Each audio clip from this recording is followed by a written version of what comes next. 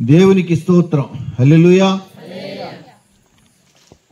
అందరూ ప్రభువును స్తుతించండి. చేతుల పైకెత్తి హల్లెలూయా, హల్లెలూయా. ప్రభునందు ప్రియులారా, మరి ఇంత చలిలో కూడా దేవుణ్ణి మహిమపరచడానికి వచ్చిన మీ అందరికి కూడా ప్రభు పేరట వందనాలు తెలియజేస్తూ ఉన్నాను. ఈ రాత్రికాల సమయంలో మరి ఈ ప్రాంతంలో దేవుని మాటలు వినడానికి చాలా ఆసక్తితో మీరు వచ్చారు. మిమ్మల్ని చూసేసరికి మాకు చాలా ఆనందం కలిగింది. ఎందుకంటే చాలా సంవత్సరాలుగా ఏజెన్సీ ప్రాంతాలు వచ్చి దేవుని మాటలు ప్రకటిస్తూ సువార్తను ప్రకటిస్తూ ఉన్నటువంటి ఆ తరుణంలో మీ గ్రామానికి కూడా అంతకుముందు రావడం జరిగింది. కానీ మరి అప్పుడు ఇంతమంది లేరు. మీ ఊరికి రాగానే చెప్పిన సాక్ష్యాన్ని బట్టి చాలా సంతోషించాం. ఈ మధ్యకాలంలో అందరూ ప్రభువుని తెలుసుకున్నారండి అన్నారు. దేవునికి స్తోత్రం. హల్లెలూయా, హల్లెలూయా. మరి దైవజనులు అయ్యగారు పాస్టర్ గారు కూడా ఇంకా త్వరలోనే బాప్తిస్మాల కార్యక్రమం కూడా ఉందండి, దాదాపుగా 19 మంది దాకా సిద్ధపడి ఉన్నారు అని మరి పాస్టర్ గారు మాట్లాడినప్పుడు కూడా చాలా సంతోషించాం. ప్రియులరా, క్రీస్తునందు మన ప్రయాసం వ్యర్థం కాదు. దైవ సేవకులు కానీ అలాగే మరి ఎక్కడెక్కడి నుంచి వచ్చినటువంటి స్వార్థికులు కానీ మన కొరకు చేసిన ప్రార్థన ఏమి వ్యర్థం కాదు. మన ప్రార్థన ఆలకించి మన శ్రమను చూసి మనకు ప్రతిఫలం ఇచ్చేటువంటి దేవుడు యేసుక్రీస్తు ప్రభువారు. దేవునికి స్తోత్రం. హల్లెలూయా. ప్రియులారా, అయితే ఒక మాట నేను చదివి ముగిస్తాను. లూకాసు వార్త 19వ అధ్యాయము 10వ వచనాన్ని చదువుకుందాం. ఒకవేళ ఎవరైనా చదవగలిగిన వారు మీరు తీసి చదవాలని మనవి చేస్తూ ఉన్నాను. లూకాసు వార్త 19వ అధ్యాయం 10వ వచనం. నశించిన దానిని వెతికి రక్షించుటకు మనుష్య కుమారుడు వచ్చెనని అతనితో చెప్పెను. దేవునికి స్తోత్రం. హల్లెలూయా. ప్రార్థన చేసుకుందాం. మహాపరిశుద్ధుడా, మహోన్నతుడా, సర్వాధికారి యేసయ్యా, మీకు వందనాలు స్తోత్రాలు చెల్లించుకుంటున్నాం తండ్రి.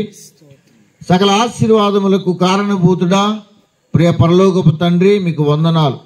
తండ్రి, కుమార, పరిశుద్ధాత్మతుడు ఏక దేవా, నీకు వందనాలు స్తోత్రాలు చెల్లించుకుంటున్నాం.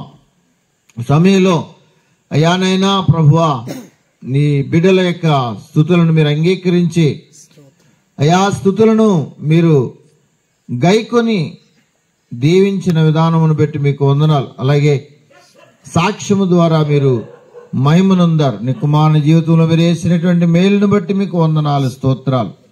అలాగనే ప్రభువా, నీ బిడ్డలు చేసిన ప్రార్థనలు అయానైనా తండ్రి ఆలకించి ప్రార్థనలకు జవాబును దయచేసిన దేవుడు నీకు వందనాలు స్తోత్రాలు. నీ దీనదాసుడి పక్షాన్ని మాట్లాడడానికి తెగిస్తుండగా నీ దాసుని బలపరిచి నీ దాసుని మీ మాటలు ఉంచండి. నీ దాసుని మీ సిలువ చాటును మరుగు చేసి పరలోక అభిషేక తైలమును నీ దాసుని మీద కుమ్మరించి మా అందరికీ అవసరమైన సందేశమును మీరు అందించమని యేసుక్రీస్తు ప్రభువారి పరిశుద్ధ నామములో ప్రార్థించి అడిగి వేడుకుంటున్నాము తండ్రి. ఆమేన్, ఆమేన్. దేవునికి స్తోత్రం. హల్లెలూయా, హల్లెలూయా. ప్రభునందు ప్రియులారా, చదివినటువంటి లేఖన భాగం ఆ దేవాతి దేవుడు, సర్వలోక రక్షకుడు, భూమి ఆకాశాలను కలగజేసినటువంటి ఆ దేవుడు, ఏ దేవుడైతే పంచభూతాలను సృష్టించాడో, ఏ దేవుడైతే ఆకాశ మహాకాశాలను, ఈ ఖగోళ వ్యవస్థను, ఈ కొండలను, గుట్టలను, చెట్లను, మొక్కలను, జంతువులను, పక్షులను, క్రిమికీటకాలను చేశాడో ఆ దేవుడు ఈ లోకానికి వచ్చాడు. ఈ లోకానికి ఎందుకు వచ్చాడో పరిశుద్ధ బైబిల్ గ్రంథం చెప్తుంది. ఎందుకు వచ్చాడట? నశించిన దానిని వెదకి రక్షించడానికి వచ్చాడు. నశించిన దానిని వెదకి రక్షించడానికి వచ్చాడు. ఏమి నశించింది అంటే తన స్వరూపంలో చేసుకున్నటువంటి మానవ జాతి, తన పోలికలో చేసుకున్నటువంటి మానవ జాతి నశించింది. కారణం ఏంటి అంటే దేవుడు చెప్పినటువంటి మాటను వినకుండా, దేవుని ఆజ్ఞకు లోబడకుండా పాపాన్ని కొని తెచ్చుకుంది. తత్ఫలితంగా ఈ పాపం వలన వచ్చే జీతము మరణము. ఈ మరణము ఒక శారీరక మరణం మాత్రమే కాకుండా కన్ను మూసిన తర్వాత ఒక భయంకరమైన అగ్నిగంధకాల గుండం అనేది ఉంది. ఆ అగ్నిగంధకాల గుండంలోకి వెళ్ళిపోయే ప్రమాదం కూడా ఉంది. కారణం, మనిషిలోనికి పాపం అనేది ప్రవేశించింది. ఏ రోజునైతే మనిషికి పాపం అనేది ప్రవేశించిందో, ఏ రోజైతే మానవుల్లోనికి పాపం అనేది ప్రవేశించిందో, మానవుడికి దేవునితో ఉన్న సంబంధం తెగిపోయింది. మానవుడికి దేవునితో ఉన్నటువంటి ఆ బాంధవ్యం తెగిపోయింది.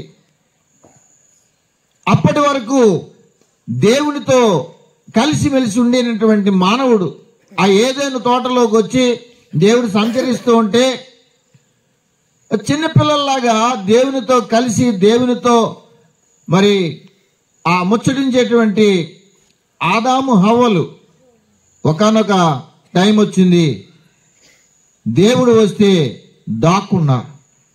దేవుడు వస్తే దాక్కున్నారు. ఆదామా నువ్వు ఎక్కడ అంటే దేవుని ఎదుటికి రాలేకపోయారు. ఆదామా నువ్వు ఎక్కడ అంటే తండ్రి ఇదిగో నేను ఉన్నాను అని దేవుని ఎదుటికి ధైర్యంగా రాలేకపోయారు. కారణం అంటే మానవునిలోనికి వచ్చినటువంటి పాపం. మానవునికి భయం అనేది ఎందుకు ఏర్పడింది అంటే పాపము కారణంగా మానవునికి భయం అనేది ఏర్పడింది. ఈరోజు రకరకాల భయాలు చోటు చేసుకున్నాయి. ప్రతిదానికి భయమే, ప్రతిదానికి భయమే. రోగం అంటే భయం, అప్పులంటే భయం, ఏదైనా భయమే వెంటాడుతుంది. మరణం అంటే భయం. అనేక రకాల భయాలు ఈరోజు వెంటాడుతూ ఉన్నాయి మానవుణ్ణి. కొంతమందికి నీళ్ళంటే భయం, కొంతమందికి వెలుగంటే భయం, కొంతమందికి ఎండంటే భయం, కొంతమందికి చీకటంటే భయం, కొంతమందికి పొద్దుపోతే బయటికి వెళ్ళలేరు. రకరకాల భయాలు. ఈ భయాలన్నిటికీ కారణం ఏంటి అంటే మానవుడు దేవునితో ఉన్న సంబంధం కట్ అయిపోయింది. ఎప్పుడైతే దేవునితో ఉన్నటువంటి సంబంధం కట్ అయిపోయిందో దేవుని దగ్గరికి వెళ్ళలేకపోయాడు. దేవుని దగ్గరికి వెళ్ళలేక చాటున దాక్కున్నాడట. దేవునితో ఉన్న ఆ బాంధవ్యం కాస్త తెగిపోయింది. అలాగన సంబంధాన్ని తెంచేసుకున్నటువంటి మనిషిని అలాగే వదిలేయడానికి దేవునికి ఇష్టం లేదట. దేవునికి స్తోత్రం, హల్లెలూయా. సంబంధం తెంపేసుకున్నాడు కానీ మానవుణ్ణి అలాగే మానవుడు దూరంగా పోవడానికి దేవుడికి ఇష్టం లేదు. మరి ఏం చేయాలి అంటే ఆ మానవుడు పొందవలసినటువంటి శిక్ష తన మీద వేసుకుని మానవుడు పొందవలసినటువంటి ఆ శిక్షను తన మీద వేసుకుని మనకు బదులుగా ఆయన బలి అయ్యాడట. యెషయా గ్రంథము 53వ అధ్యాయం, యెషయా గ్రంథం 53వ అధ్యాయము 5వ వచనం చదవండి ఒకసారి. మన అతిక్రమ క్రియలను బట్టి అతడు గాయపరచబడిను, మన దోషములను బట్టి నలుగగొట్టబడిను, మన సమాధానార్థమైన శిక్ష అతని మీద పడిను. ఎవరి మీద పడిను? యేసు క్రీస్తు ప్రభువారి మీద ఈ శిక్ష పడిందట.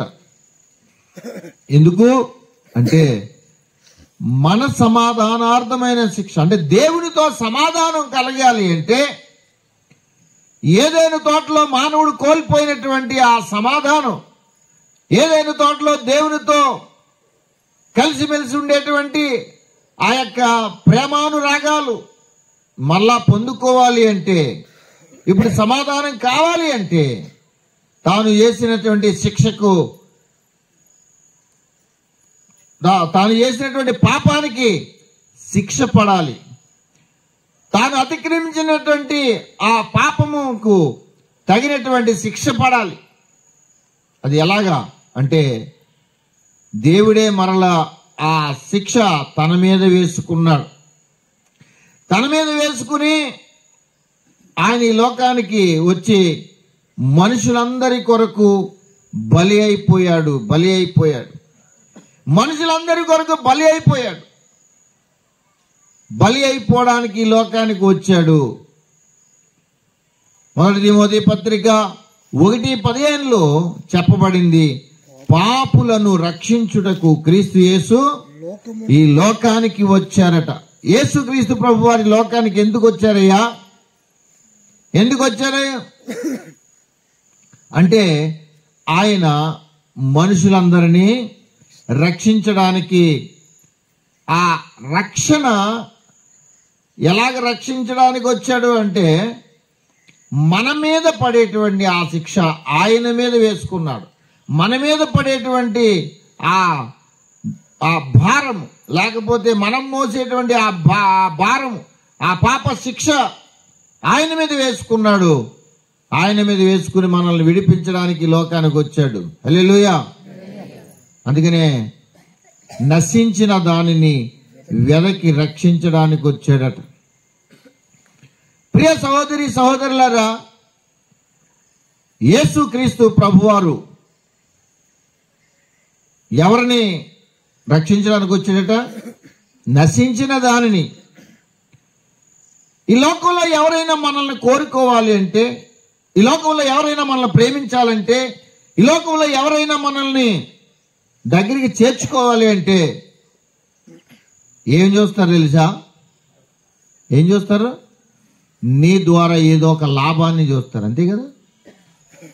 నువ్వు ఏదైనా ఉపయోగపడే వ్యక్తి అయితే, నువ్వు ఏదైనా అవతల వ్యక్తికి అవసరమైనటువంటి వ్యక్తి అయితే, నీ ద్వారా ఏదైనా లాభం వస్తే, నీ ద్వారా ఏదైనా లబ్ధి పొందితే, అప్పుడు నిన్ను దగ్గర చేర్చుకుంటుంది లోకం. లోకం నిన్ను కోరుకోవాలి అంటే, లోకానికి నువ్వు కావాలి అంటే, నీకు అందమైనా ఉండాలి, ఆస్తి అయినా ఉండాలి, ఐశ్వర్యం ఏదైనా ఉండాలి, కానీ ఏదో టాలెంట్ ఉండాలి. ఏ టాలెంట్ లేకుండా, ఏ అందం లేకుండా, ఏ ఐశ్వర్యం లేకుండా, నువ్వు ఎవరికి పనికి రాకుండా ఈ లోకంలో ఎవరు కూడా మనల్ని కోరుకోరు. ఇది జగమెరిగిన సత్యం కాదా? ఎవరైనా మనల్ని ఇష్టపడాలి అంటే మనలో ఏదో ఒకటి, వాళ్ళకి నచ్చినటువంటి ఏదో ఒకటి ఉంటుంది. దాన్ని బట్టి అవతల వ్యక్తి మనల్ని కోరుకుంటారు. నీలో ఏ టాలెంట్ లేదు, ఏ విధమైనటువంటి తలాంతులు లేవు, లేకపోతే ఏ విధమైనటువంటి ఆస్తిపాస్తులు, అందం, ఐశ్వర్యాలు ఏమీ లేవు, నువ్వు లోకానికి అక్కర్లేదు. ఇది లోకం తీరు. కానీ నీలో ఏమీ లేకపోయినా, నీలో ఏ విధమైనటువంటి టాలెంట్స్ లేకపోయినా, నువ్వు లోకానికి ఉపయోగపడకపోయినా,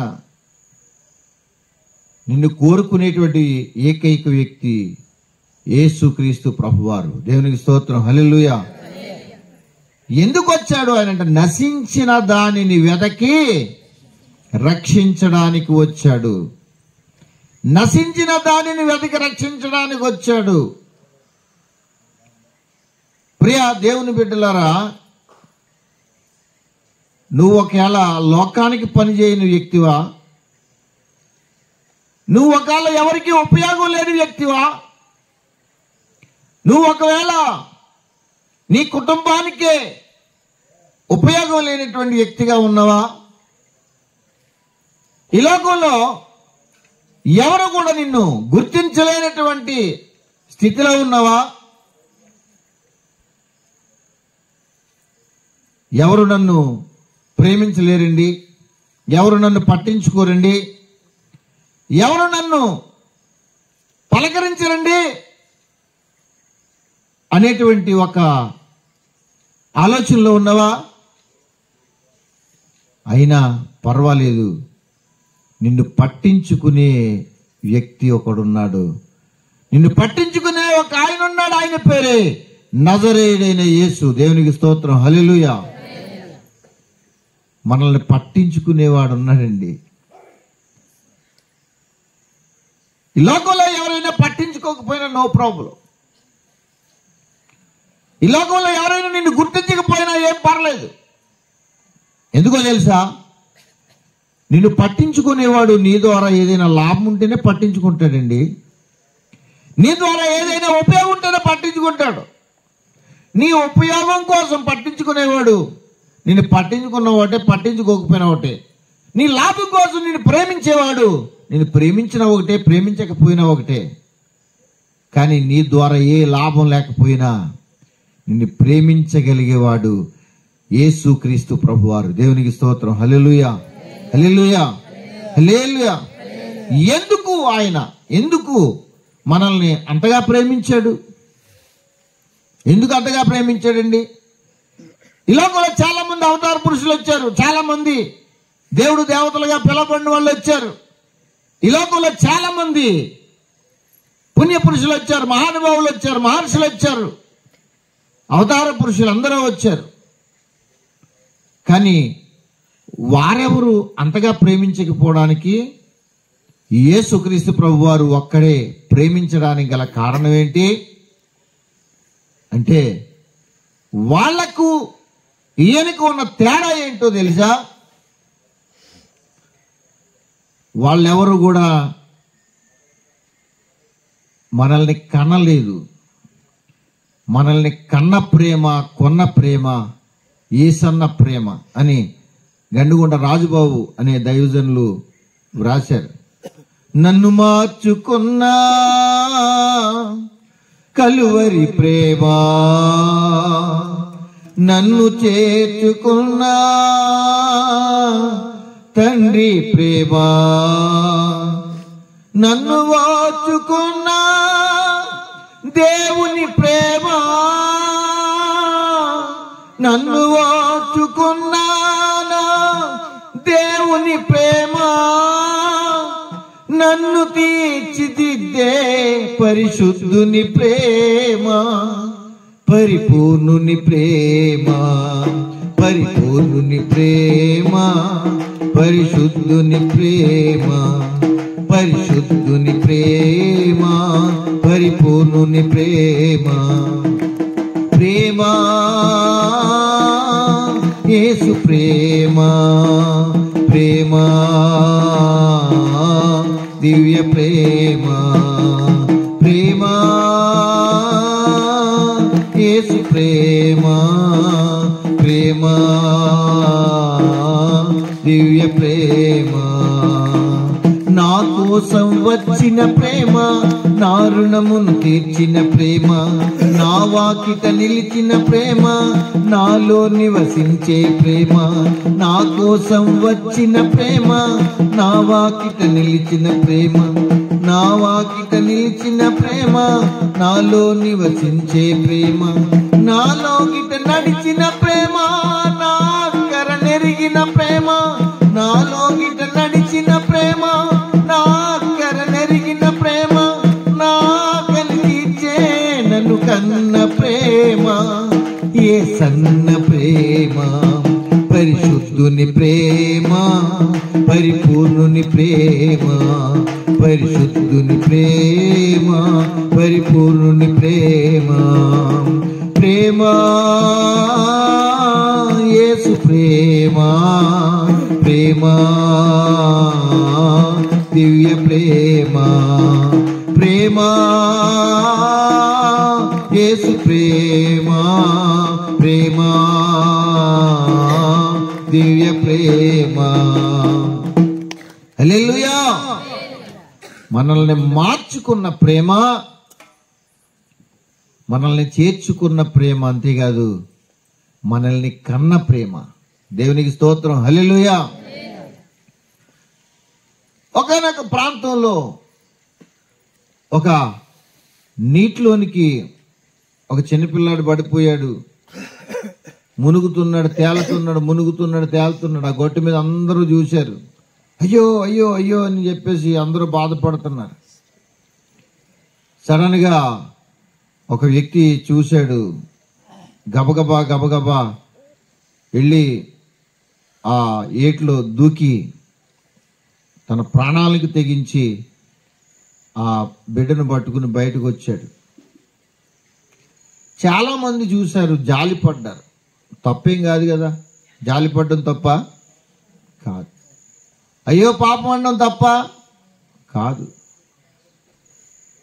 వాళ్ళు చూసి జాలిపడ్డం, బాధపడడం తప్పేం కాదు. అయితే అంతకంటే మించినటువంటి కార్యం ఒక వ్యక్తి చేశాడు. ఏంటంటే ప్రాణాలకు తెగించి దూకాడు. ఇంతకీ ఆ దూకని వ్యక్తి ఎవరో తెలుసా? ఆ బిడ్డ కన్న తండ్రి. చాలా మందిలాగా చూసి అయ్యో అని జాలిపడి ఉండలేకపోయాడు. కారణం ఏంటంటే ఆ వ్యక్తి కన్న తండ్రి.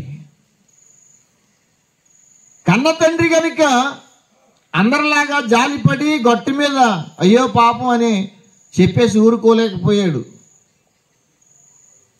అవసరమైతే తన ప్రాణానైనా పణంగా పెట్టి, అవసరమైతే తన ప్రాణానైనా, ప్రాణం పోయినా పర్లేదు అనుకుని తెగించి దూకాడు. అంటే ఇక్కడ మనకి ఏమర్థం అవుతుందంటే కన్న ప్రేమ ప్రాణాన్ని కూడా లెక్క చేయదు. హల్లెలూయా. ప్రాణాన్ని కూడా లెక్క చేయకుండా ఈ లోకానికి వచ్చి మనుషులందరి కొరకు ప్రాణం పెట్టినటువంటి వ్యక్తి యేసుక్రీస్తు ప్రభువారు. ఎందుకండి ఆయన ఎందుకు పెట్టాడు ప్రాణం అంటే ఆయనే కన్నాడు. ఆయనే కన్నాడు. దేవునికి స్తోత్రం, హల్లెలూయా. ఆయనే కన్నాడు కనుక సత్యవాక్యము ద్వారా మనల్ని కన్నాడట. యాకోబు పత్రిక 1వ అధ్యాయం, యాకోబు పత్రిక 1వ అధ్యాయం 18వ వచనం చదవండి. ఆయన తాను సృష్టించిన వాటిలో మనము ప్రథమ ఫలముగా ఉండునట్లు సత్యవాక్యము వలన మనలను తన సంకల్ప ప్రకారము కనెను కనెను కనెను కనెను. తన సంకల్ప ప్రకారము సత్యవాక్యము వలన కన్నాడు గనుక ఆ కన్న ప్రేమ నిన్ను నశించిపోతుంటే చూస్తూ ఊరుకోదు. నశించిపోతుంటే చూస్తూ ఊరుకోదు. బిడ్డ తప్పు చేశాడని తల్లిదండ్రులు కొన్నిసార్లు దెబ్బలాడతారు. వాడు తప్పు చేశాడు, రేయ్ నీకు తిండి పెట్టను పో దుర్మార్గుడు అని చెప్పేసి వాడిని కొట్టేసి చూస్తే వాడు కూడా ఇంకా దెబ్బలతో మూలుగుతూ పండుకున్నాడు అనుకోండి. ఆ తల్లిదండ్రులు ఆ పడుకున్నటువంటి వాడిని చూసి వాళ్ళ గుండు తరుక్కుపోతుంది. బాగానే పడుకున్నాళ్ళే అని చెప్పేసి వాళ్ళ ఫుల్గా పీకల దాకా తినేసి ఎంజాయ్ చేస్తూ పడుకోలేరు. కారణం ఏంటంటే తన కన్న కొడుకు ఆకలి బాధతో పడుకుంటూ ఉంటే ఆ దృశ్యాన్ని ఏ తల్లిదండ్రులు చూసి తట్టుకోలేరు. ఆడెంత దుర్మార్గుడైనా సరే మరలా వాడిని లెగ్గొట్టి మరలా భోజనం పెట్టి ఆడు తింటేనే కానీ వీళ్ళకి మనశ్శాంతి. ఎందుకండి ఇది మన జీవితాల్లోనే ఇటువంటి సందర్భాలు జరుగుతూ ఉంటాయి. ఎందుకు? కారణం ఏమిటి అంటే కన్న ప్రేమకున్న బంధం అది. దేవుడు కూడా మనల్ని కన్నాడు గనుక మనం నాశనం అయిపోతూ ఉంటే చూస్తూ ఊరుకోలేకపోయాడు. నాశనం అవుతూ ఉంటే, నాశనానికి పోతూ ఉంటే చూస్తూ ఊరుకుండి సర్లే ఆడు పాపం ఆడే పోతాడులేని ఊరుకొని అలాగే వదిలేదు. ఏం చేశాడంటే మన కోసం ఆయన ఈ లోకానికి వచ్చాడు. నశించిన దానిని వెదకి రక్షించడానికి ఈ లోకానికి యేసుక్రీస్తు ప్రభు వారు వచ్చారు. దేవునికి స్తోత్రం, హల్లెలూయా. అయితే ఈ లోకానికి వచ్చిన యేసుక్రీస్తు ప్రభు వారిని గుర్తిస్తే ధన్యుడివి, ధన్యురాలు అవుతావు. ఆయన ఈ లోకానికి వచ్చిన కారణాన్ని గుర్తించకుండా ఏదో మనం ఏదో సంపాదించుకున్నాం, వండుకున్నాం, తిన్నాం, మళ్ళా ఏదో కష్టపడుతున్నాం, మళ్ళా తెచ్చుకున్నాం, వండుకుంటున్నాం, తింటున్నాం, అయిపోయింది, మన లైఫ్ అయిపోయింది, తర్వాత చచ్చిపోయాం, అందరితో అయిపోయిందా? అలాగనుకుంటే ఒక జంతువుకి మనిషికి తేడా లేదు. అదే ఉదయం లేచి ఏదో కడుపుకి కాస్త ఆహారం సమకూర్చుకుంటుంది, అలాగెళ్ళిపోయి ఆ మొక్కలు, ఆ గడ్డి, అది తినేసి కడుపు నింపుకుంటుంది, వస్తుంది, పడుకుంటుంది, మళ్ళీ ఉదయం లేస్తుంది. కానీ మనిషి కూడా కడుపు నింపుకోవడం, కష్టపడడం, కడుపు నింపుకోవడం, కష్టపడడం, తర్వాత చచ్చిపోవడం, అంతేకాదు. ఈలోగా దేవుడు నీకు ఇచ్చేటువంటి రక్షణ నువ్వు పొందుకోవాలి. నీకోసం బలి అయిపోయినటువంటి ఆ దేవుణ్ణి నువ్వు గుర్తించగలగాలి. ఆయన ఇచ్చే రక్షణ నువ్వు పొందుకోగలగాలి. అప్పుడే నీ జీవితానికి అర్థం ఉంటుంది. ఇందాక ఎవరో పాడినట్టున్నారు, మనిషిగా పుట్టినోడు మహాత్ముడైనా తిరిగి మంటిలో కలవలేరా. నీలో ఉన్న ఊపిరి గాలిని భ్రమపడకు, చచ్చినాక ఏమవునో ఎవరికి తెలుసనకు, నీలోని ఆత్మకు స్వర్గం నరకము నిర్ణయించే సమయమిదే, కళ్ళు తెరుచుకో.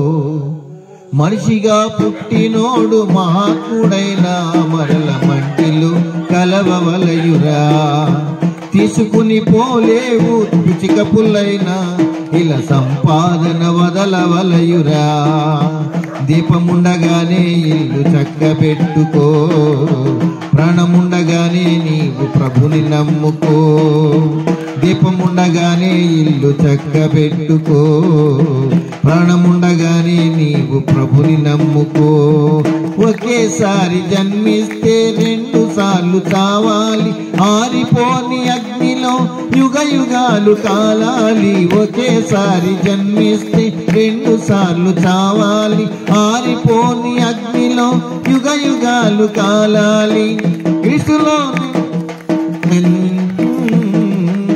స్వర్గానికి ఆయనతో వారసులవుతారు. క్రీస్తులో పుట్టినోళ్ళు రెండవ మారు స్వర్గానికి ఆయనతో వారసులవుతారు. మనిషిగా పుట్టినోడు మహాత్ముడైన మరల మంటిలో కలవవలయురా. తీసుకుని పోలేవు పుచిక పుల్లైనా, ఇలా సంపాదన వదలవలయురా. దీపముండగానే ఇల్లు చక్క పెట్టుకో, ప్రాణముండగానే నీవు ప్రభుని నమ్ముకో. దీపముండగానే ఇల్లు చక్క పెట్టుకో. చాలా మందికి దేవుడి మాటలు చెప్తే చూద్దాంలేండి, మనకి ఇంకా వయసు ఉంది కదా, ఇంకా చాలా వయసు ఉందండి, చాలా గడపాలండి, లోకంలో ఏదో అనుభవించాలండి. యేసుబాబుని నమ్ముకోవడం అంటే ఏం ముసలాళ్ళు అనుకుంటున్నారు ఏంటండి? బొల్లందువరమయ్య లైఫ్ ఉంది, లోకంలో అన్ని అనుభవించాలా, అనుభవించేసిన తర్వాత ఆఖరికి వచ్చిన తర్వాత అప్పుడు యేసుబాబు దగ్గరికి వద్దాం అనుకుంటున్నారు చాలా మంది. తప్పు. రేపు అనేది నీది కాదు, ఇదే రక్షణ దినం, ఇదే మిక్కిలి అనుకూల సమయం. రేపటి దాకా ఉంటాను అనే గ్యారంటీ ఎవరైనా రాసి ఉండకు. రేపటి దాకా అక్కర్లేదు, గంట దాకా ఉంటామనే గ్యారంటీ లేదు. ఉంటే మంచిది, సంతోషం, కానీ గ్యారంటీ అయితే ఎవడు ఇవ్వలేడు. చాలా మంది స్వార్థ దేవుని మాట ఆలకించడానికి ఇష్టపడరు. ఉన్న వయసును బట్టు, ధనమును బట్టు, కులమును బట్టు, ఉన్నటువంటి హోదాను బట్టు, మనకేమంటండి మనకంతా హ్యాపీగా ఉంది, మనం చాలా మంచి సంపన్న స్థితిలో ఉన్నాం, ఉన్నతమైన స్థితిలో ఉన్నాం, పర్వాలేదు అనుకుంటారు చాలామంది. అలాగ అనుకుంటూ ఏదో ఒక రోజు ఈ లోకాన్ని గుట్టుక్కుని విడిచి వెళ్ళిపోతావు. తర్వాత నీకు ఎదురయ్యే సమస్య ఏంటో తెలుసా? ఇక్కడ కన్ను మూస్తే మరొక స్థలంలో కన్ను తెరాలి, దాని పేరే అగ్నిగంధకాల గుండం. ఇక్కడ కన్ను మూస్తే అక్కడ కన్ను తెరిస్తావు. ఈ భూమి మీద ఉండగానే ఆయన ఇచ్చే రక్షణ పొందుకోకుండా, ఆ సృష్టికర్తను తెలుసుకోకుండా, ఆయన ఇచ్చేటువంటి జీవాన్ని పొందుకోకుండా ఈ లోకాన్ని విడిచిపెడితే భయంకరమైన అగ్నిగంధకాల గుండం ఉంది. బగ బగ బగ బగ బగ బగమని మండుతూ ఉన్న అగ్నిగంధకాల గుండం ఎదురు చూస్తుంది. ఆ అగ్నిగంధకాల గుండం నుండి తప్పించుకోవాలంటే నువ్వేదో మంచి పనులు, దాన ధర్మంలో, పుణ్యకార్యాలు చేస్తే దాని నుంచి తప్పించుకోలేవు. దాన ధర్మాలు చేసినంత మాత్రాన మోక్షాన్ని, పరలోకాన్ని ఇవ్వడు దేవుడు. ఎప్పుడు ఇస్తాడో తెలుసా? నీలో ఉన్నటువంటి పాపాన్ని తీసివేసుకుంటేనే పరలోకము. చాలా మంది ఏమనుకుంటారంటే, ఏ పుణ్యకార్యాలు చేస్తే పాపం పోతుందండి, పుణ్యకార్యాలు చేస్తే మోక్షానికి వెళ్ళిపోవచ్చండి, దాన ధర్మాలు చేస్తే అని చాలా మంది అమాయకంగా అన్నదానం, వస్త్రదానం, గోదానం, భూదానం, ఇంకా రకరకాల దానాలు, రక్తదానం, నేత్రదానం, ఆఖరికి కన్యాదానం, రకరకాల దానాలు వచ్చేసాయి. నువ్వు ఎన్ని దానాలు చేసినా సరే నీలో ఉన్న పాపాన్ని తీసివేసుకోకుండా మోక్షానికి చేరలేవు. హైందవ గ్రంథాలలో ఒకటైనటువంటి శివగీత, అంటే భగవద్గీత అనేది ఒకటి ఎలా ఉందో అలాగే శివగీత అనేది కూడా ఒక గ్రంథం. అందులో అంటాడు, నకర్మణ మనుష్ఠానైన దాని తపసాపివ కైవల్యం లభతే మర్త్యం అంటాడు. అంటే అర్థం ఏంటంటే, దాన ధర్మాల వలన, పుణ్యకార్యాల వలన, పుణ్యనదుల్లో స్నానమాచరించినంత మాత్రాన పాపము పోదు, పుణ్యం రాదు అంటే నువ్వు దాన ధర్మాలు చేసినంత మాత్రాన పాపం పోదు నాయనా. పాపం పోవాలి అంటే నీకోసం బలి అయినటువంటి, నీకోసం దిగి వచ్చినటువంటి సృష్టికర్తను తెలుసుకోవాలి. ఆయన ఇచ్చేటువంటి పాప క్షమాపణ పొందుకోవాలి. అది పొందుకున్న తర్వాతే నువ్వు మోక్షానికి వెళ్ళగలుగుతావు.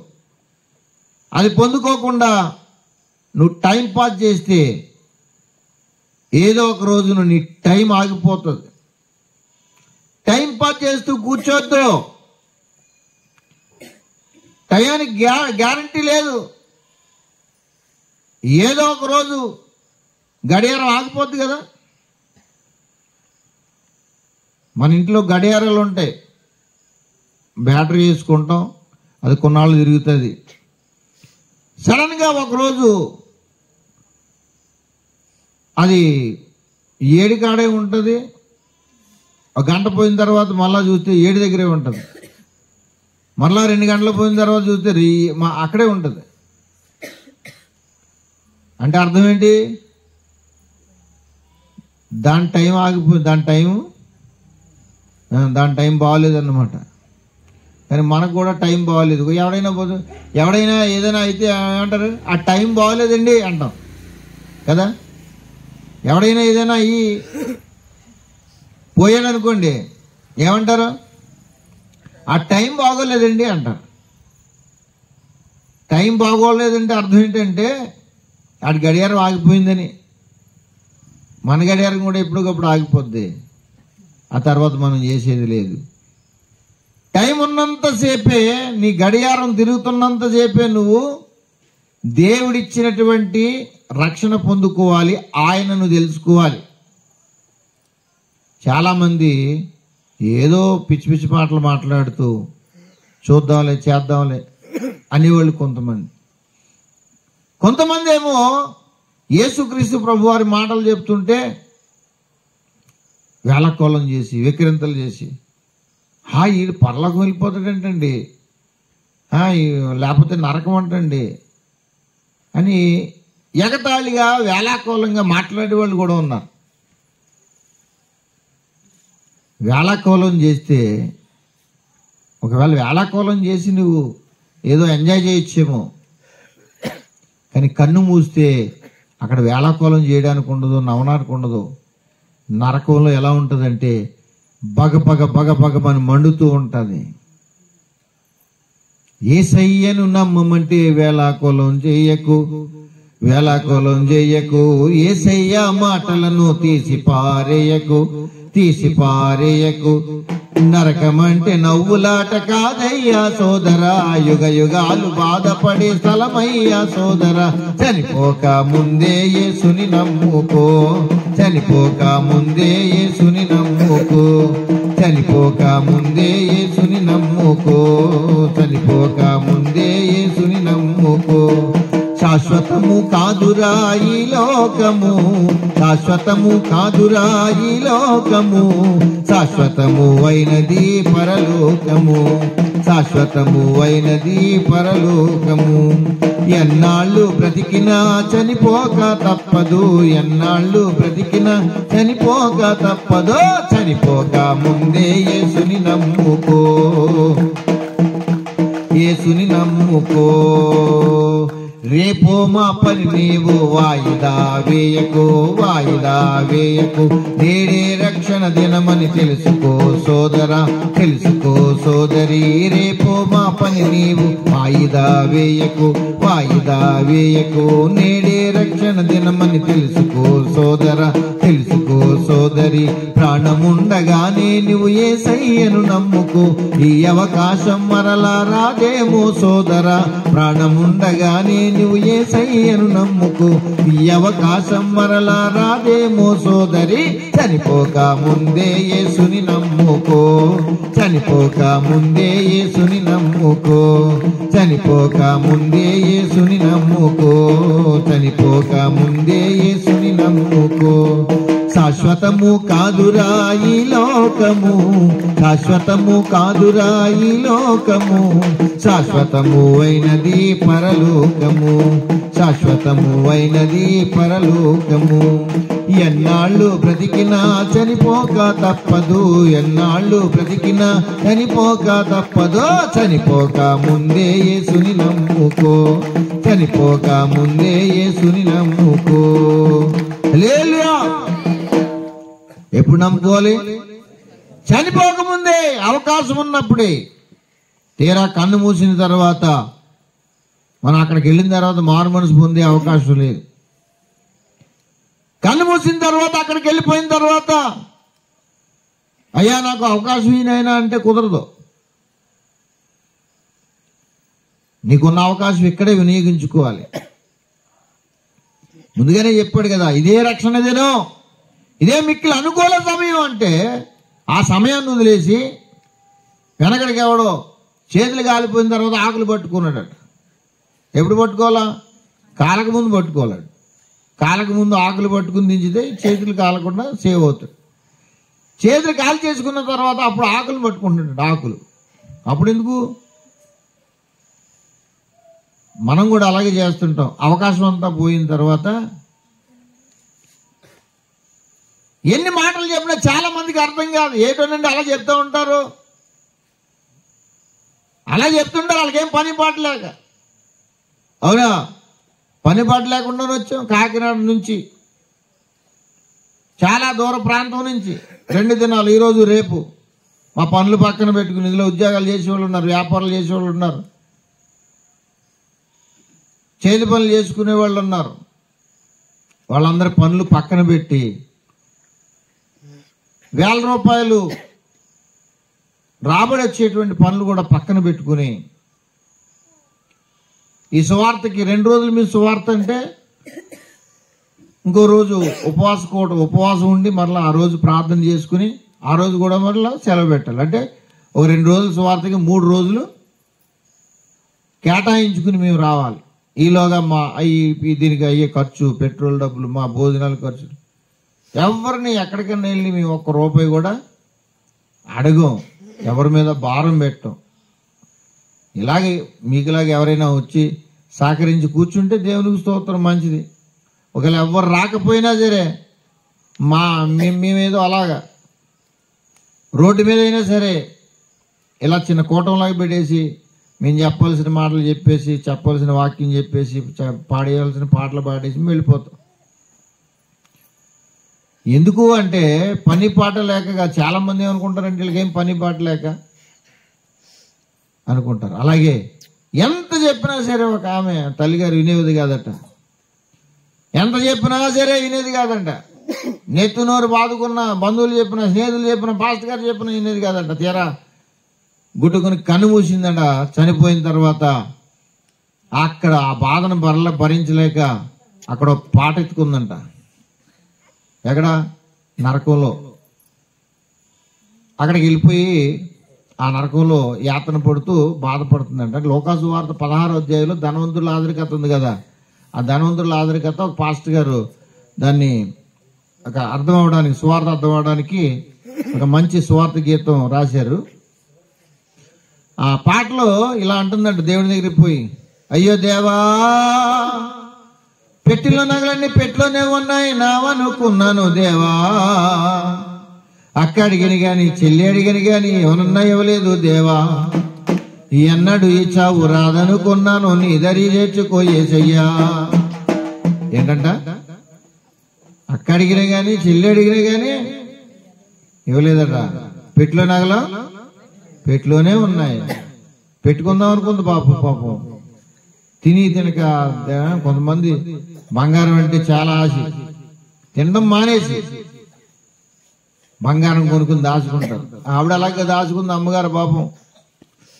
దాచుకున్న తర్వాత తీరా పెట్టుకుందాం అనుకుంటుంది. రోజు చూసుకుంటుంది, అందులో పెట్లో పెట్టుకుంటుంది, చూసుకుంటుంది. ఒక రోజు అన్నాడు, అమ్మా అయిపోయింది, టైం అయిపోయింది, వచ్చేయి అంటే వెళ్ళిపోయిందంట. వెళ్ళిపోయిన తర్వాత అంటుందంట దేవునితో, అయ్యో దేవా, పెట్టిలో నగలన్నీ పెట్టిలోనే ఉన్నాయి నావనుకున్నాను దేవా. అక్క అడిగని గాని, చెల్లి అడిగని గాని ఏమన్నా ఇవ్వలేదు దేవా. ఎన్నడు ఈ చావు రాదనుకున్నాను, నీ దరి చేర్చుకో యేసయ్యా. అంటే దేవుడు అంటున్నాడట, పాపి నీకు నాకు చాలా దూరంగా ఉండాలి పాపి. పాపి నీకు నాకు చాలా దూరంగా ఉండాలి పాపి. బగబగమ్మండే అగ్నిగుండం నీకు కట్టెయ్యను పాపి. బగబగమ్మండే అగ్నిగుండం నీకు కట్టెయ్యను పాపి. అయ్యో దేవా, నా అన్నదమ్ములు, నా అక్క చెల్లెళ్ళు, నా బంధుమిత్రులు, నా క్రమ ప్రజలు చాలా మంది ఉన్నారు యేసయ్యా. అయ్యో యేసయ్యా, నా అన్నదమ్ములు, నా అక్క చెల్లెళ్ళు, నా బంధుమిత్రులు, నా క్రమ ప్రజలు చాలా మంది ఉన్నారు యేసయ్యా. ఒక్కసారి నన్ను వాళ్ళ కాడికి పంపితే కబురు చెప్పొస్తాను దేవా. ఒక్కసారి నన్ను వాళ్ళ కాడికి పంపితే కబురు చెప్పొస్తాను దేవా. పాపి నువ్వు తెలియతే దెయ్యం అనుకుంటారు పాపి. పాపి నువ్వు తిరిగెళ్తే దెయ్యం అనుకుంటారు పాపి. నా దాసులు ఇంకా నువ్వు చెప్పేవారున్నారు, వాళ్ళ మాట వింటే చాలు. నా దాసులు ఇంకా నువ్వు చెప్పేవారున్నారు, వాళ్ళ మాట వింటే చాలు. అయ్యో దేవా, తెగ మీద చీరలో తెగ మీదే ఉన్నాయి, బీరువాలో బట్టలో బీరువాలో ఉన్నాయి నావనుకున్నాను యేసయ్యా. అయ్యో యేసయ్యా, తెగ మీద చీరలో తెగ మీద ఉన్నాయి, బీరువాలో బట్టలో బీరువాలో ఉన్నాయి నావనుకున్నాను యేసయ్యా. అక్క అడిగిన గాని, చెల్లి అడిగిన గాని ఏమన్నా ఇవ్వలేదు దేవా. ఎన్నడు ఈ చావు రాదనుకున్నాను, నీ దరి చేర్చుకో యేసయ్యా. పాపి నీకు నాకు చాలా దూరంగా ఉండాలి పాపి. పాపి నీకు నాకు చాలా దూరంగా ఉండాలి పాపి. బగబగమండే ఆ అగ్నిగుండం నీకు కట్టెయ్యను పాపి. బగబగమండే ఆ అగ్నిగుండం నీకు కట్టెయ్యను పాపి. అయ్యో దేవా, ఆదివారం నాడు చర్చికి వెళ్ళలేదు, పాస్టర్ గారు చెప్పిన మాటలు వినలేదు, ప్రార్థనైనా నేను ఎన్నడూ చేయలేదు యేసయ్యా. అయ్యో యేసయ్యా, ఆదివారం నాడు చర్చికి వెళ్ళలేదు, పాస్టర్ గారు చెప్పిన మాటలు వినలేదు, ప్రార్థనైనా నేను ఎన్నడూ చేయలేదు యేసయ్యా. బంధువులు చెప్పిన, స్నేహితులు చెప్పిన విన్నన్నా వినలేదు దేవా. ఎన్నడూ ఈ చావు రాదనుకున్నాను, నీ దరి చేర్చుకో యేసయ్యా. బంధువులు చెప్పిన స్నేహితులు చెప్పిన విన్నన్నా వినలేదు దేవా, ఎన్నడూ ఈ చావు రాదనుకున్నాను, నీ దరి ఎత్తుకో యేసయ్యా. ఎక్కడికి వెళ్ళాక ఏ టైం ఇచ్చినప్పుడు ఏం చేసా అలా చెప్తారంటే వాళ్ళకేం పని లేదండి, వాళ్ళకేం పని బాటలు లేదండి, మనకు బోలేని పనులండి. ఇలాంటి అనవసరమైన కబుర్లన్నీ చెప్పి టైం వేస్ట్ చేసింది అమ్మగారు. ఇప్పుడేమో అక్కడికి వెళ్ళిపోయి యేసయ్యా ఒక్కసారి నన్ను వాళ్ళకాడికి పంపించు, ఒక్కసారి నన్ను వాళ్ళకాడికి పంపించు. ఇంక చచ్చిపోయిన తర్వాత వాళ్ళకి అడిగి వెళ్తే ఏం చేస్తారు వాళ్ళు, ఏమంటారండి? ఇప్పుడు చచ్చిపోయిన ఎవరో మీ మామో అమ్మమ్మో నానమ్మో తాతమ్మో వచ్చి మనవరాలా అన్నదనుకోండి, నానమ్మ అంటావా నువ్వు అంటారా? నేను అవుతున్నారేంటి, మేము నానమ్మ అంటే ఇష్టం కదా, బాబాయ్ దైవం వచ్చింది బాబాయ్ పారిపోతాం. అందుకనే దేవుడు ప్రేమించే చచ్చిపోయిన ఎవరిని పంపుతూ లేదు. సంతోషించండి, దేవుని స్తోత్రం, హల్లెలూయా. అందుకని అన్నాడు, పాపీ నువ్వు తిరిగి వెళ్తే దెయ్యం అనుకుంటారు పాపీ.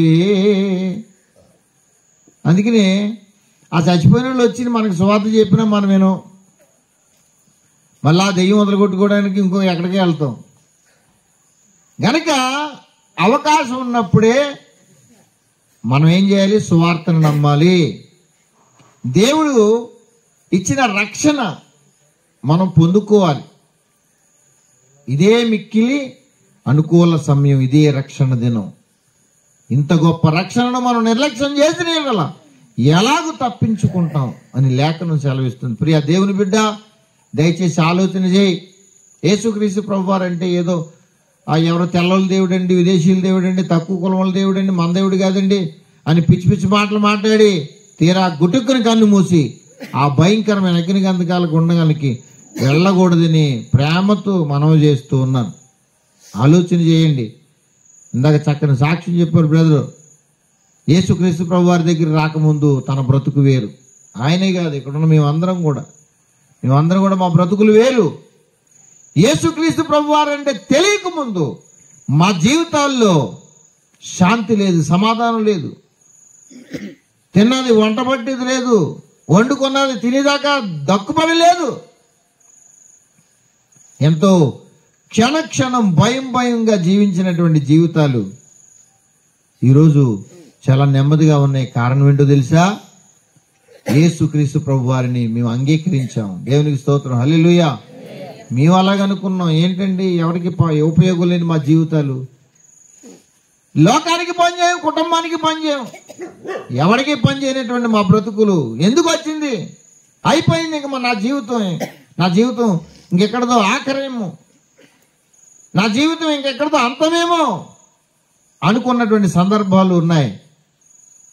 కానీ దేవాతి దేవుడు నీ జీవితం అంతం కాదమ్మా బాబు, నీ జీవితం అంతం కాదు, నీ జీవితాన్ని కూడా బాగు చేస్తాను. ఎందుకంటే నేను వచ్చిందే నశించిన దానిని వెదకి రక్షించడానికి వచ్చానంటాడు. దేవునికి స్తోత్రం, హల్లెలూయా, హల్లెలూయా. ఎందుకు వచ్చావయ్యా నువ్వు అంటే, నశించిన దాన్ని వెతికి రక్షించడానికి వచ్చాను. లోకమంతా బాగున్న వాళ్ళని ప్రేమిస్తారేమో, బాగున్న వాళ్ళని కోరుకుంటారేమో, టాలెంట్ ఉన్న వాళ్ళని, నీ ద్వారా ఉపయోగం కలిగినటువంటి వాళ్ళని కోరుకుంటుందేమో లోకమంతా. కానీ నేను ఎవరిని కోరుకుంటాను తెలుసా? నేను కోరుకునేది ఎవరో తెలుసా? నశించిపోయేటువంటి వారిని కోరుకుంటాను. ఈ లోకానికి పని చేయని వాళ్ళు, ఇంకా పాపంతో శాపంతో నా జీవితం పాడైపోయింది, అనారోగ్యం పాడైపోయాను, ఆర్థికపరమైన ఇబ్బందులతో మునిగిపోతున్నాను, ఇంకెక్కడితో నా జీవితం అంతమా అనుకున్నటువంటి సందర్భాలలో యేసుక్రీస్తు ప్రభువారు ఎందరో జీవితాలను బాగు చేసి ఈరోజు వారిని సజీవ సాక్షులుగా నిలబెట్టుకున్నాడు. దేవునికి స్తోత్రం, హల్లెలూయా, హల్లెలూయా. యేసుక్రీస్తు ప్రభువారి దగ్గరికి ఊరికినే ఏదో ప్రలోభాలకి ఆశపడి ఎవడో వెళ్ళిపోతలేదు. ప్రలోభాలకి ఆశపడో ఏదో వస్త్రాలు పంచుతాను, లేకపోతే భోజనాలు పెడతాను యేసయ్య దగ్గరికి వెళ్ళిపోతలేదు ఎవరు. ఎందుకు వెళ్తున్నారు తెలుసా? పాడైపోయిన మా బ్రతుకులు మార్చాడు కనుక ఆయన దగ్గరికి వెళ్తున్నాం. దేవునికి స్తోత్రం, హల్లెలూయా, హల్లెలూయా, హల్లెలూయా. పాడైపోయిన జీవితాలను బాగు చేశాడు గనక ఆయన దగ్గరికి మనం వెళ్తున్నాం. పాడైపోయిన జీవితాలను, మోడుబారిన జీవితాలను ఆయన బాగు చేసే దేవుడు, మారాను మధురముగా మార్చే దేవుడు. దేవునికి స్తోత్రం. మోడుబారిన జీవితాలను చిగురింపజేయగలవు నీవు, మారానుభవం మధురముగా మార్చగలవు నీవు, మారానుభవం మధురముగా మార్చగలవు నీవు. మహోన్నతుడా నీ కృపలో నేను నివసించుట నా జీవిత ధన్యతయున్నది. హల్లెలూయా. మారాను మధురముగా. మోడుబారిపోయిన జీవితాలు, మోడులాగా అయిపోయిందండి నా బ్రతుకు, ఇంకా అయిపోయింది, ఏమీ లేదు ఇంకా అంటే ఆ మోడైపోయినటువంటి జీవితాలను కూడా చిగురింపజేయగలిగినటువంటి శక్తి, సామర్థ్యం యేసయ్య దగ్గర ఉంది. దేవునికి స్తోత్రం. హల్లెలూయా. చేదైపోయిన జీవితాలు, ఇంక చేదు ఎవరు పట్టించుకోరు. చేదుని ఎవరైనా ఇష్టపడతారండి? చేదుని ఇష్టపడతారు ఎవరైనా? ఎవరు ఇష్టపడరు. చాలా మందికి కాకరకాయ కూర అంటేనే ఇష్టం ఉండదు. కారణం ఏంటంటే చేదుగా ఉంటుంది కాబట్టి.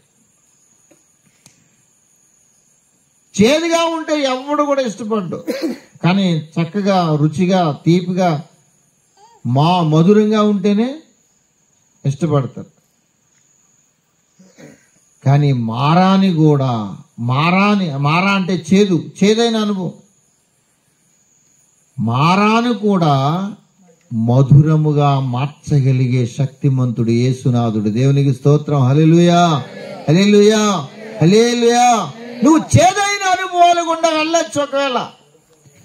ఒకవేళ చేదైన అనుభవాలు గుండా వెళ్తున్నావేమో, మారాలాంటి జీవితం ఏమైనా ఉందేమో. నా బ్రతుకు ఇంకా మారాలాంటిదండి, లోకానికి నేను చేదు అయిపోయానండి, లోకము నన్ను అసహించుకుంటుందండి అనుకుంటున్నావేమో ప్రియ సహోదరి, సహోదరుడా. యేసయ్య మారాన్ని కూడా మధురముగా మార్చగలిగేటువంటి శక్తి, సామర్థ్యాలు కలిగిన వాడు. దేవునికి స్తోత్రం. హల్లెలూయా, హల్లెలూయా, హల్లెలూయా. నువ్వు చేదువు కాదు, నువ్వు మధురానివి అనగలిగినటువంటి ఏకైక వ్యక్తి యేసుక్రీస్తు ప్రభువారు. దేవునికి స్తోత్రం. హల్లెలూయా. నువ్వు మోడువు కాదు, చిగురిస్తావు అనగలిగినటువంటి ఏకైక వ్యక్తి యేసుక్రీస్తు ప్రభువారు. దేవునికి స్తోత్రం. హల్లెలూయా. నువ్వు ఒంటరివి కాదు, నీతో పాటు నేను ఉన్నాను అనగలిగిన వ్యక్తి యేసుక్రీస్తు ప్రభువారు. దేవునికి స్తోత్రం. హల్లెలూయా. నువ్వు నశించిపోయిన వ్యక్తివా అయినా పర్లేదు, నిన్ను వెదకి రక్షిస్తాను అనగలిగిన వాడు యేసుక్రీస్తు ప్రభువారు. దేవునికి స్తోత్రం. హల్లెలూయా, హల్లెలూయా. కనుక ఆయనందు విశ్వాసం ఉంచితే మన జీవితాలు బాగుపడతాయండి. ఆయనందు విశ్వాసం ఉంచాం కనుకే ఎక్కడెక్కడి నుంచో వచ్చి మీకు ఈ మాటలు చెప్తున్నాం. ఒకప్పుడు మా బ్రతుకులు ఇవి కాదు, మా బ్రతుకులు వేరే, శాపగ్రస్తమైన బ్రతుకులు, మోడుబారిపోయిన బ్రతుకులు, చేదైన బ్రతుకులు. అటువంటి బ్రతుకుల నుండి దేవుడు మమ్మల్ని విడిపించాడు. మేమే సజీవమైన సాక్షులు. దేవునికి స్తోత్రం. హల్లెలూయా, హల్లెలూయా. దయచేసి ప్రభు అయిన యేసునందు విశ్వాసం ఉంచండి. ఇంకా రక్షణ లేని వాళ్ళు ఉంటే ఇప్పుడే రక్షణ పొందండి అర్జెంటుగా. ఇంకా ఈ రక్షణ సువార్తను తెలుసుకున్న వారు మీరు అయితే ఇంకా ఈ రక్షణ సువార్త లేనటువంటి వారికి మీరు తెలియజేయండి. మేము ఎక్కడి నుంచో కాకినాడ, సామర్లకోట ఆ పరిసర ప్రాంతాల నుంచి మేము అక్కడి నుంచి వచ్చామే. మీకు ఒక ప్రశ్న, ప్రభుని తెలుసుకున్నటువంటి వారికి మీకు ఒక ప్రశ్న. నీవు ప్రభువులోనికి వచ్చి నీవు ఎవరికి యేసయ్యను పరిచయం చేసావు? నీ బంధువులు ఇంకా రక్షణ లేని వారు ఉన్నారు, నీ స్నేహితులు ఉన్నారు, నీ ఇరుగు పొరుగు వారు ఉన్నారు, నీ కుటుంబంలో వారు రక్షణ లేని వాళ్ళు ఉన్నారు. వాళ్ళకి చెప్పవా? ఒకవేళ చెప్పకపోతే పోయావు, వాళ్ళ కొరకు మోకరించి ప్రభువా వీడికి రక్షణ దయచేయి అని వాళ్ళ కొరకు నువ్వు ప్రార్థించగలిగావా? లేకపోతే ఈ రాత్రికాల సమయంలో ఒక తీర్మానం చేసుకో, నశించిపోయే ఆత్మల పట్ల భారం కలిగి ప్రార్థన చేయవలసినటువంటి బాధ్యత క్రైస్తవుడికి ఉంది కనుక మేము ఎన్నో ఇబ్బందులు పడి మేము ఇక్కడ దాకా వచ్చాం. ఇంకో విషయం చెప్పరా, నేను దాదాపుగా 15 సంవత్సరాలుగా ఏజెన్సీ పరిచయం చేస్తున్నాం. 2010లో నాకు పచ్చకామిర్లు, మలేరియా, డెంగీ వచ్చింది. ఈ ఏజెన్సీ సువార్త పరిచర్యకు వచ్చినప్పుడే నాతో పాటు అనారోగ్య పాలైనటువంటి పాస్టర్ సుదర్శన్ గారు అనేటువంటి పాస్టర్ గారు భీమవరం నుంచి వచ్చేవారు. ఆయన కరెక్ట్గా డిసెంబర్ 25 తారీఖున చనిపోయారు. ఆయన సేమ్ నాకే కంప్లైంట్లు వచ్చాయి, ఆయనకి ఏ కంప్లైంట్లు వచ్చాయి, పచ్చకామెరలు, మలేరియా, డెంగ్యూ. నాకు అదే పరిస్థితి. 25వ తారీఖున ఆయన చనిపోయాడు. 26 కల్లా నాకు సీరియస్ అయిపోయింది. 27వ తారీఖున కాకినాడ జనరల్ హాస్పిటల్ ఐసీయూలో వేశారు. 27వ తారీఖున ఏం చేశారంటే డయాలసిస్ చేశారు. 2 కిడ్నీలు పనిచేయకపోతే నాకు డయాలసిస్ చేశారు. మరణ పడక మీద ఉన్నటువంటి ఆ టైంలో 2 కిడ్నీలు పనిచేయకపోతే డయాలసిస్ చేసినటువంటి నాకు ఆ రాత్రికాల సమయంలో ప్రభు ఐసీయూలో ఉండగా నన్ను దర్శించి నాతో మాట్లాడి, నా కుమారుడా నా ఇల్లు నా పని చేయమని చెప్పాడు. దేవునికి స్తోత్రం. హల్లెలూయా, హల్లెలూయా. ఆ రాత్రికాల సమయంలో నన్ను దర్శించాడు, బాగు చేశాడు. మరలా నేను కోలుకున్నాను. కోలుకున్న తర్వాత 2010 అంటే ఇప్పుడు ఎన్ని సంవత్సరాలు అయింది? మళ్ళా 2010 నుంచి మరలా దేవుని సువార్తలో ముందుకు సాగుతున్నా. ఈ మాట ఎందుకు చెప్తున్నంటే ప్రాణాపాయ పరిస్థితులు వచ్చాయి. మాకు ఎన్నో ఇబ్బందులు వచ్చాయి, ఎన్నో ఎదురు దెబ్బలు వచ్చాయి. ఏజెన్సీ ప్రాంతాల్లోనే మమ్మల్ని ఆటో బాధలు కొట్టేసి మమ్మల్ని కొట్టారు, నన్ను కొట్టారు, అస్వార్థ టీంలో కొట్టారు. అయినా పర్లేదు, కొట్టినా పర్లేదు, తిట్టినా పర్లేదు, యేసయ్య కోసం మమ్మల్ని చంపినా పర్లేదు. పోతూ పోతూ కొంతమంది ఆత్మలను ప్రభు కొరకు సంపాదించాలనేటువంటి ఉద్దేశంతో ఈ సువార్త పని చేస్తూ ముందుకు సాగుతున్నాం. దేవునికి స్తోత్రం. హల్లెలూయా, హల్లెలూయా. నియత మేము ఎక్కడి నుంచో వస్తున్నటువంటి మేము ఈ మాటలు తెలియజేయడానికి మేము ముందుకు వచ్చాం. మరి ఇక్కడే ఉన్నటువంటి మీరు మీ ఇరుగు పొరుగు వారికి యేసయ్యని పరిచయం చేయండి. వాళ్ళు ఏదో అనుకుంటారని, వాళ్ళు ఏదో బాధపడతారని వాళ్ళని వదిలేదు. కన్ను మూస్తే నరకాగ్ని కిందకి వెళ్ళడానికి వెళ్ళిపోయే అవకాశం ఉంది కనుక ప్రేమతో దేవుని మందిరానికి, ఇటువంటి కోటాలకు, ఏదో మందిరానికి నా కోసం ఉన్నారండి. మన ఇప్పుడు మందు అలవాటు ఉన్నవాడు ఏం చేస్తాడో తెలుసా?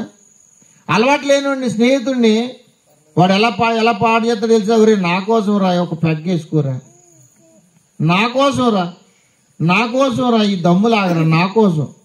ఆడికి అలవాట్లు ఉండదు. అయినా సరే నా కోసం అంటే సరే ఆడి కోసం అన్నాడు కదా అని ఆడి దమ్ములాగి దగ్గుతాడు. ఆడికి అన్న ఫస్ట్నే లాగ్గానే దగ్గొచ్చేది, ఆడి తట్టుకోలేడు. కానీ అదేదో కొంచెం గమ్మత్తుగా ఉందిరా నాకు అని చెప్పేసి అక్కడి నుంచి వాడు నా కోసం అని ఆడు చెప్పకపోయినా సరే వీడి కోసం వీడు తాగుతుంటాడు. ఇటు జీవితకాలం ఇంకా ఆ సిగరెట్తోనో లేకపోతే ఆ గంజాయితోనో ఆ మత్తు పదార్థాలతోనో ఆ చెడు వ్యసనాలతోనో జీవితం అంతా నాశనం చేసుకుంటాడు. కానీ నా కోసం అని బలవంతాన్ని తాగిపించాడు. కానీ అది ఎవరికి ఉపయోగం? ఆడి జీవితం నాశనం చేయడానికి ఆడు బలవంతం చేశాడు. జీవితం నాశనం అయిపోయింది. ఇంక జీవితాంతకాలం ఆ మత్తు పదార్థాలతో కొట్టుమిట్లు ఆడుతూ ఉంటారు. నేనేది ఏంటంటే ఒక చెడు వ్యసనాన్ని అంటించడానికి, లేకపోతే ఆ చెడు వ్యసనాన్ని నేర్పించడానికి బలవంతాన్ని తీసుకొచ్చి నా కోసం అని ఈ లోకంలో ఉన్న వాళ్ళు పాడు చేస్తున్నారే, అదే పందాలో నువ్వు నీ స్నేహితుడిని, నీ బంధువుని, లేకపోతే నీ కుటుంబీకుని నా కోసం రా, నీకు ఇష్టం లేకపోయినా నా కోసం రా, దేవుని మాటలు వినని తీసుకురండి. వాళ్ళు వచ్చిన తర్వాత దేవుని వాక్యం వాళ్ళని పట్టుకుంటుంది. దేవునికి స్తోత్రం. హల్లెలూయా, హల్లెలూయా. ఏదో ఒక వాక్యం వాళ్ళని పట్టుకుంటుందండి. వాక్యంలో ఆ శక్తి ఉంది, వాళ్ళని పట్టుకుంటుంది, ప్రభులోనికి నడిపిస్తారు. అది చేత రక్షణ పొందలేని వారు అర్జెంటుగా రక్షణ పొందాలి. పొందిన వారు ఈ రక్షణ సువార్త ఇతరులకు తెలియజేయాలి. అందుచేత ఆయన నశించిన దాన్ని వెదకి రక్షించడానికి వచ్చినటువంటి యేసుక్రీస్తు ప్రభు వారిని మనం తెలుసుకోవడమే కాదు, తెలుసుకున్నటువంటి ఆయన్ను మనం ఇతరులకు పరిచయం చేయాలి. అటువంటి కృపా పరిశుద్ధాత్మ దేవుడు మనందరికీ దయచేయను గాక. ప్రార్థన చేసుకుందాం. అందరూ తల్ల వంచి కండ్లు మూసుకునండి. ప్రార్థన చేసుకుందాం. ప్రార్థన.